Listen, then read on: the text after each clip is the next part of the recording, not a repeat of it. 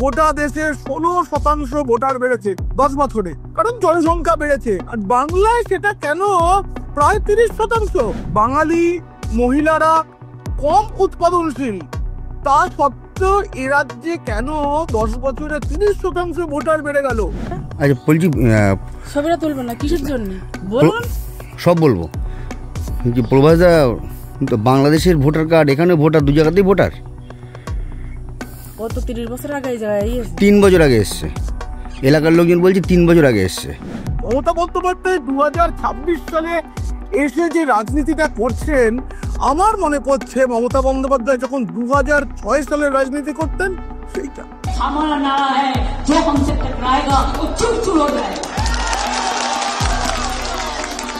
এই যে অভিযোগটা তৃণমূল কংগ্রেসের তরফ থেকে তোলা হচ্ছে যে বিজেপি শাসিত রাজ্যে সেখানে বাংলা বললেই বাংলাদেশি বলে দাগিয়ে দেওয়া হচ্ছে এবং তাদের উপরে রীতিমতন অত্যাচার করা হচ্ছে, এটা কতটা ভোটের চমক বা ভোটের গিমিক বলে তোমার মনে হচ্ছে, একটু জানতে চাইবো। পুরোটাই।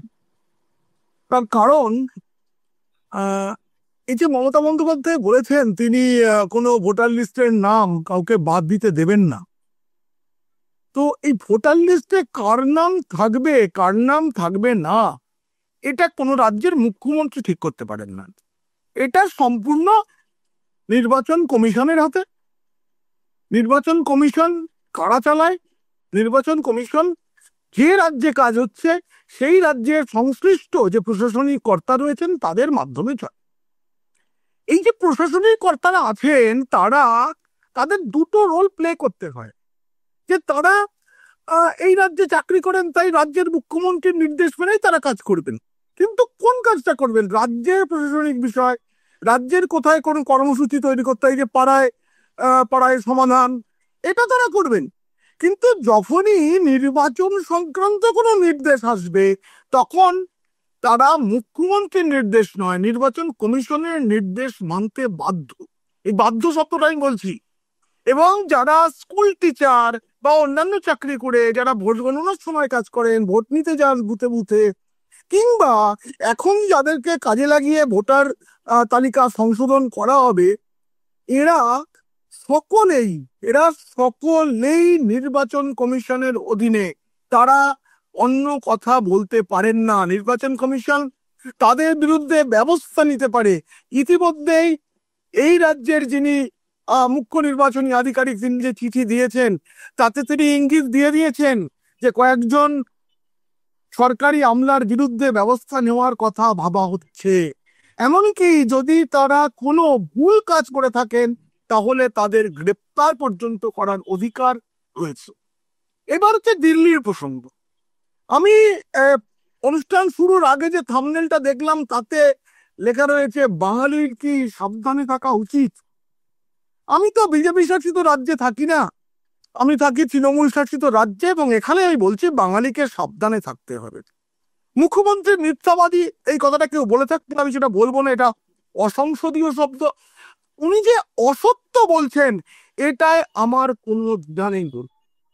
দেখুন, বাঙালি প্রেমের কথা বলছেন তো, তৃণমূল সরকার বাঙালি প্রেমের কথা বলছে।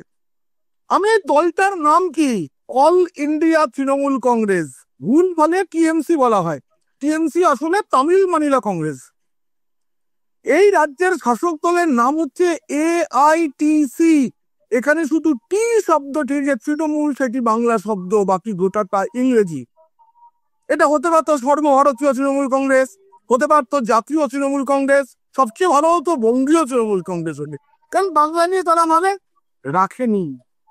আমি প্রশ্ন করছি যে এই রাজ্যে কি কোনো এমন মানুষ ছিলেন না যাকে এই রাজ্যের মুখ করা যেত? 2011 সালে তৃণমূল সরকার ক্ষমতায় আসার যে লড়াইটা চললো তাতে অনেক বাঙালি বিদ্বজ্জন তাতে অংশ নিয়েছিলেন। তাতে অপর্ণা সেন ছিলেন, তাতে কৌশিক সেন ছিলেন, শুভপ্রসন্ন ছিলেন, কবি জয় গোস্বামী ছিলেন। এছাড়াও এর বাইরে পণ্ডিত অজয় চক্রবর্তী রয়েছেন এই রাজ্যে। আমরা তাদের কাউকে দিয়ে যদি এই রাজ্যের মুখ করে ব্র্যান্ড অ্যাম্বাসেডার করতাম, কি মহাভারত অশুদ্ধ হতো। আমরা করিনি। আমরা বলিউডের তারকা শাহরুখ খানকে এনেছি। কে এনেছেন? মুখ্যমন্ত্রী মমতা বন্দ্যোপাধ্যায়। কেন? কেন ভিন রাজ্যের মানুষ এই রাজ্যের মুখপাত্র হয়ে কাজ করবেন? করেননি তিনি। কটা বিজ্ঞাপন করেছেন। পরে তিনি বুঝতে পেরে কখনো সৌরভ গাঙ্গুলির নাম বলেছেন, কখনো অভিনেতা দেবের নাম বলেছেন, তাদেরকে দিয়েও কাজ করানো যেতে পারতো, তারা দুজনেই বাঙালি। কিন্তু শাহরুখ খানকে প্রমোট করা হয়েছে বছরের পর বছর ধরে। কে করেছে? All India Trinamool Congress. পুরো নামটাই একটি ইংরাজি নাম। তাহলে বাংলা বাঙালি প্রেম নিয়ে তৃণমূলের কিছু বলা উচিত নয়। তৃণমূল কংগ্রেস প্রথম যখন রাজ্যসভার সাংসদ করছে কাকে? কেডি সিং, কোথাকার মানুষ। কেডি সিং এর পয়সা, তার চিট ফান্ড, সব বিতর্ক ছেড়ে দিলাম। কোথাকার মানুষ তিনি? এই এখন সাগরিকা ঘোষ, পদবিটা তার দেখে, তার সারনেম দেখে মনে হয় তিনি ঘোষ, কিন্তু বাঙালি। কিন্তু আদতে কি তিনি বাঙালি? কোনোদিনও বাংলায় ছিলেন? বাংলায় লেখাপড়া করেননি, বাংলায় কাজ করেননি, বাংলায় কথা বলতে জানেন কিনা সেটাও আমি জানি না। তিনি বিবাহ করেছেন, সেটাও বাঙালি পরিবার নয়। আজকে ত্রিপুরার সুস্মিতা দেব, তিনিও আদৌ কি বাঙালি? বাঙালি নন। বহরমপুরের মতো জায়গা, সেখানে এমন একজনকে সাংসদ করা হয়েছে যিনি বাংলায় একটা গোটা শব্দ বলতে পারেন না, একটা গোটা বাক্য বলতে পারেন না। আসানসোলে গোটা বাক্য বলতে পারেন না তিনি। কীর্তি আজাদ কে এই রাজ্যের? তিনি একসময় বিজেপি করতেন, কংগ্রেস করতেন, তার সাংসদ থেকেছেন। কেন তৃণমূল কংগ্রেস তাকে নিয়ে এসে বর্ধমান দুর্গাপুর থেকে সাংসদ করলো? বাঙালির অভাব পড়েছে নাকি বর্ধমান দুর্গাপুরে? কেন সাকেত গোখলে? বাংলায় এমন মানুষ নেই যাকে আহ রাজ্যসভায় পাঠানো যেত। পারমিতা, আমি মনে করি তোমারও আছে, আমার তো আছেই। আমার বন্ধু বান্ধব যারা সংবাদ মাধ্যমে কাজ করেন, এরকম 100 জনের নাম আমি বলতে পারি যারা গুড়গাঁও, নয়ডা, বেঙ্গালুরুতে থেকে কাজ করেন, হায়দ্রাবাদে থেকে কাজ করেন। আমার পরিবার আত্মীয় স্বজন মেলালে 1000 জন হবে যারা পড়াশোনা বা চাকরি সূত্রে বাংলার বাইরে থাকেন। তারা কেউ তো বিপদে নেই। কারণ কি? তারা বাংলায় কথা বলার সময় জলকে পানি বলেন না। উত্তরপ্রদেশের মানুষ তো জলকে পানিই বলে, কিন্তু তারা হিন্দিতে পানি বলে। বাংলায় কেউ পানি বলে না, কেউ কাউকে দাওয়াত দিতে ডাকে না।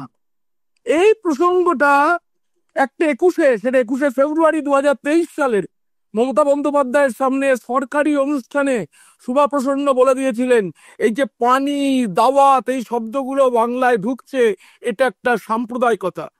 মমতা বন্দ্যোপাধ্যায় তখন বিরক্ত হয়ে শুভা প্রসন্নকে থামান বক্তৃতা এবং নিজে দাঁড়িয়ে বলেন, যারা বাংলাদেশ থেকে এসেছেন তারা যদি দাওয়াত দেন ক্ষতি কি?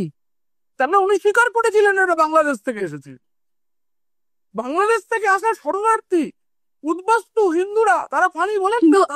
আমি একটু থামাচ্ছি পিনাকদা তোমাকে। গতকালকেও আমরা একটা স্টোরি করেছি যার মধ্যে আমরা একটা ফিরাদ হাকিমের বাইট ইউজ করেছিলাম, যেখানে ফিরাদ হাকিম পরিষ্কার বলছেন, তিনি স্বীকার করে নিচ্ছেন যে হ্যাঁ, 2-1 ঢুকে থাকতেই পারে, 2-1 হয়তো ঢুকেছে, বাংলাদেশি এ দেশে ঢুকেছে, কিন্তু সেটা তো সম্পূর্ণ দোষ। যেটা বারবারই আমরা শুধু ফিরাদ হাকিম কেন, এই একই তথ্য, একই বক্তব্য আমরা কিন্তু মমতা বন্দ্যোপাধ্যায়ের কাছ থেকেও পেয়েছি, যে এটা তো বর্ডার কে ম্যানেজ করে? বর্ডার ম্যানেজ করে বিএসএফ।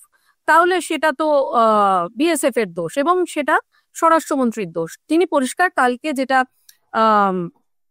ফিরাদ হাকিমের বক্তব্য, সেখানে তিনি বলছেন যে এটা অমিত শাহের দোষ, অমিত শাহ ঠিক মতো ব্যাপারটাকে হ্যান্ডেল করতে পারছেন না। মানে ফিরাদ হাকিমের সঙ্গে আমি সহমত, কারণ আমি বিএসএফ এর মুখপাত্র নই, আমি কেন্দ্রীয় সরকারের মুখপাত্র নই, আমি অমিত শাহেরও মুখপাত্র নই।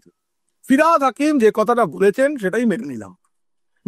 আমার প্রশ্ন, ফিরাদ হাকিম সাহেব তিনি কি একবার তার নেত্রী মমতা বন্দ্যোপাধ্যায়কে জিজ্ঞেস করবেন যে বাম আমলে যখন এই অনুপ্রবেশের সমস্যা নিয়ে মমতা বন্দ্যোপাধ্যায় এই বাংলার সাংসদ হিসেবে সংসদে সরব হতেন, এরাজ্যে আন্দোলন করতেন, তখন কেন বলতেন না যে এটা কেন্দ্রীয় সরকারের দোষ? কেন বামফ্রন্টকে দায়ী করা হতো তখন? কেন সিপিএম? আমি সিপিএম এর সমর্থক নয়, কিন্তু আমার প্রশ্ন হচ্ছে, তখন কেন কেন্দ্রীয় সরকারকে বলা হয়নি? দুটো মনমোহন সিংহ সরকারের সঙ্গে তৃণমূল কংগ্রেস ছিল, তখন কেন এই প্রশ্নটা তোলা হয়নি যে বিএসএফ কি করে অনুপ্রবেশ করাচ্ছে? 2002 সালের পরে গোটা দেশে 16% ভোটার বেড়েছে। কারণ এই 2014 সালের পরে 10 বছরে, কারণ জনসংখ্যা বেড়েছে। আর বাংলায় সেটা কেন প্রায় 30%? এই রাজ্যের মানুষ কি বেশি উৎপাদনশীল নয়? এভারেজ জন্ম দেওয়ার যে সংখ্যা, তাতে অন্য রাজ্যের তুলনায় বাঙালি মহিলাদের গড় সন্তান সংখ্যা কম। বাঙালি মহিলারা কম উৎপাদনশীল। তা সত্ত্বেও এ রাজ্যে কেন 10 বছরে 30% ভোটার বেড়ে গেল? তো এটা তো একদিনে হয়নি। আগে বিএসএফ কে দোষ দিত না, এখন দোষ দিচ্ছে। আমি বিএসএফ এর হয়ে বলছি না, বিএসএফ এর দোষ আছে। দোষ কি? অনুপ্রবেশকারীকে আটকানো যাচ্ছে না। কেন যাচ্ছে না? আমাদের পশ্চিমবঙ্গের সাথে বাংলাদেশের যে সীমানা রয়েছে, এই সীমানাটা বুঝতে হবে। এই সীমানার মধ্যে একটা বিস্তীর্ণ এলাকা আছে যেখানে ফেন্সিং সম্ভব নয়, যেখানে পাহাড় আছে, নদী আছে, জলাভূমি আছে, খাদ আছে। এবং এই জায়গা দিয়ে যারা ঢুকছে তাদের বিএসএফ আটকাতে পারবে না। এবং আরো একটা অংশ আছে, যে অংশটায় জমি আছে, কিন্তু বিএসএফ এর হাতে জমি ছিল না। এই অভিযোগ কিন্তু কেন্দ্রীয় স্বরাষ্ট্রমন্ত্রী স্বয়ং সংসদে করেছেন, যে পশ্চিমবঙ্গ সরকার জমি দিচ্ছে না বলে আমরা পশ্চিমবঙ্গের পুরো সীমান্ত সেন্সিং করতে পারছি না। এর উত্তর সংসদে দেবেন তৃণমূলের সাংসদরা। কিন্তু আমার প্রশ্ন হচ্ছে, এটা যদি মিথ্যা হয় তাহলে আন্দোলন করুক। দেখা যাচ্ছে 26 সালের ভোটে যখন এসে গেছি আমরা, তখন মমতা বন্দ্যোপাধ্যায় প্রশ্ন তো পিনাকদা এখন একটাই, এই 26-এর ভোটেই বাঙালি আবেগকে কাজে লাগিয়ে সত্যি কি ভোট বৈতরণী পার হতে পারবে তৃণমূল কংগ্রেস? না, চেষ্টা করছে তো। চেষ্টাটা মমতা বন্দ্যোপাধ্যায়ের খুব ভালো। মমতা বন্দ্যোপাধ্যায় 2026 সালে এসে যে রাজনীতিটা করছেন, আমার মনে পড়ছে মমতা বন্দ্যোপাধ্যায় যখন 2006 সালে রাজনীতি করতেন, সেইটা। এই রাজ্যে একটা অন্য সরকার রয়েছে এবং তিনি হচ্ছেন বিরোধী দলের নেত্রী। একেবারে বিরোধী নেত্রীর ভূমিকায় এটা হতে দেবো না, ওটা হতে দেবো না, সেটা হতে দেবো না, দিয়ে বানাতে দেবো না, এই যে মানে সবকিছুতে তিনি হচ্ছেন বিরোধিতা করছেন। এটা তো লোকসভা নির্বাচন নয়, 2026-এ বিধানসভা ভোট। বিধানসভা ভোট কিসের নিরীক্ষা হবে? এই রাজ্যে কি কাজ হয়েছে, দেশের জিডিপি কমেছে না বেড়েছে, এসব নিয়ে বিধানসভা ভোট তো নয়। বিধানসভা ভোট স্থানীয় উন্নয়ন নিয়ে। আজকে এই যে ভোটের মুখে এসে প্রতি বুথে 10 লক্ষ টাকা করে বরাদ্দ করা, আমি হিসেব করে দেখেছি, এক একটা বুথে ভোটার 1000 থাকে। গড়ে গড়ে 1000 ভোটার, 800 আছে, কোথাও 1200 আছে, কিন্তু গড়ে 1000 ভোটার।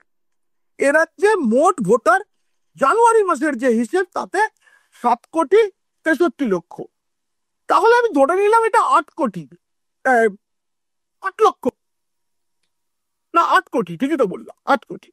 তাতে তিনি আর 8,000 কোটি টাকার প্রকল্প ঘোষণা করেছেন। তার মানে প্রতি ভোটার পিছু 1,000 টাকা প্রতি ভোটার পিছু খরচ করা হবে। এবং এই টাকাটা আসলে কেন্দ্রের টাকা।